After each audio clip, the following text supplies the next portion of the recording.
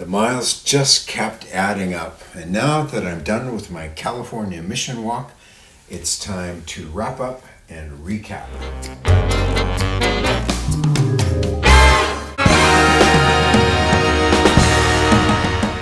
No more walking or biking for me. I'm on vacation now. But it's time to wrap up and recap my California mission walk. Here are the successes and mistakes that I made in my planning and in doing the walk over the last 3.5 weeks.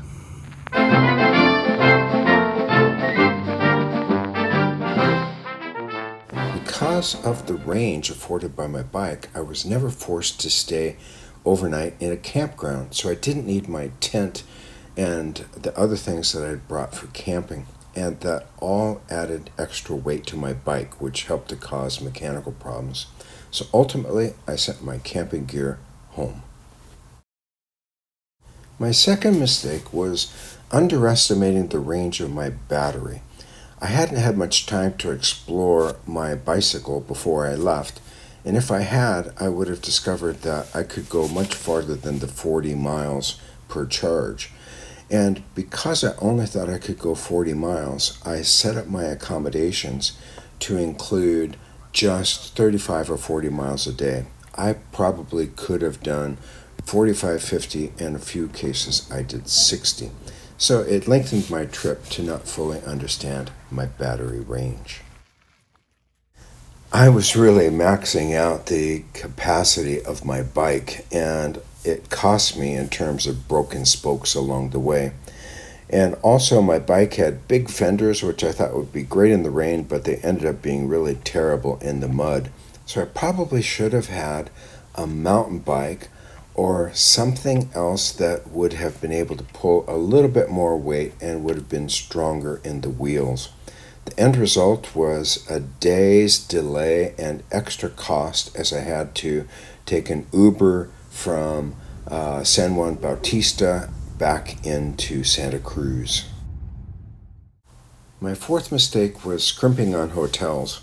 I'm usually pretty good at picking them, but there were a few places that I stayed this time around that just weren't clean enough or didn't feel safe enough. I wish that I had been willing to spend a little bit more money so that I would not have had those concerns in a few places. My fifth mistake was not confirming details. I shouldn't have assumed that things like Camp Pendleton would be available to me 7 days a week. It put me on Interstate 5 for 8 miles, which was really unpleasant and a little bit scary. So I should have confirmed details like that in order to save myself some of the trials and tribulations that I went through.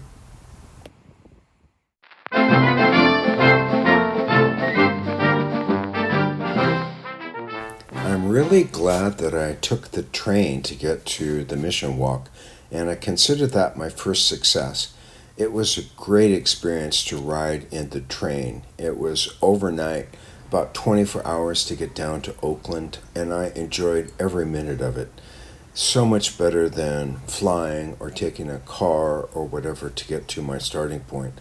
And I'm returning to Seattle the very same way. I think it was a great success to go north to south. What I liked was that I had the wind at my back because the prevailing winds are north to south, and I was able to go from the newest mission to the oldest mission, getting deeper and deeper into the history of the mission walk. So I liked that. It was an obstacle to travel during the COVID pandemic, but I consider it a success to be able to have done it and had a good time.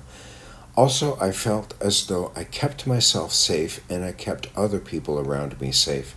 I was really by myself almost all the time, as isolated here as I would have been any place. So I think it worked out well, and it was a good choice to do it.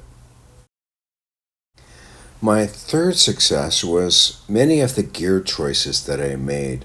I was really happy to have, for instance, chosen to use a lighting system for my videography that could double as a battery pack.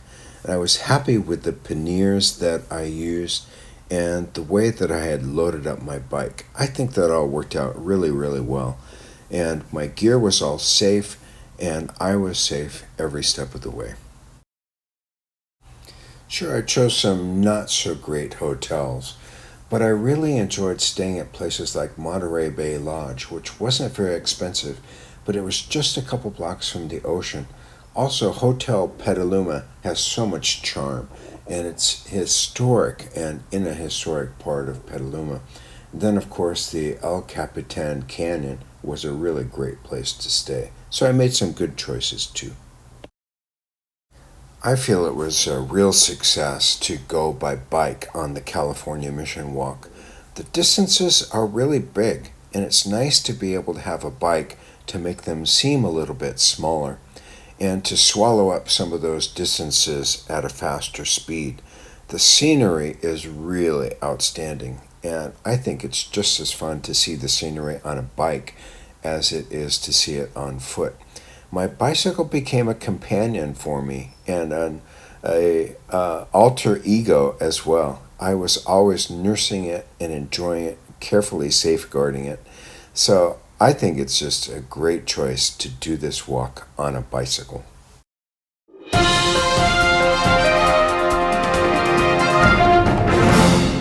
A few years ago, my mom took a DNA test and discovered that she had a half brother, and he lives in San Diego. So my Uncle Larry and my Aunt Veronica took me out on a tour of San Diego yesterday, and I just had a great time with them, getting to know them a little bit better, and then also exploring this amazing city of San Diego. It's so beautiful, and there are some lovely vantage points where you can see its beauty. And it also is full of history and beautiful sandy beaches and lovely hotels and places to stay. So I'm so glad that I had an opportunity to tour around San Diego with my new uncle and my new aunt. That's it for successes and mistakes on my California Mission Walk. As I'm on the train over the next 48 hours heading back to Seattle, I'm going to put together some thoughts about lessons that I learned and shout outs to people that helped me, and also the highlights and the lowlights of my California Mission Walk. Thanks so much for joining me.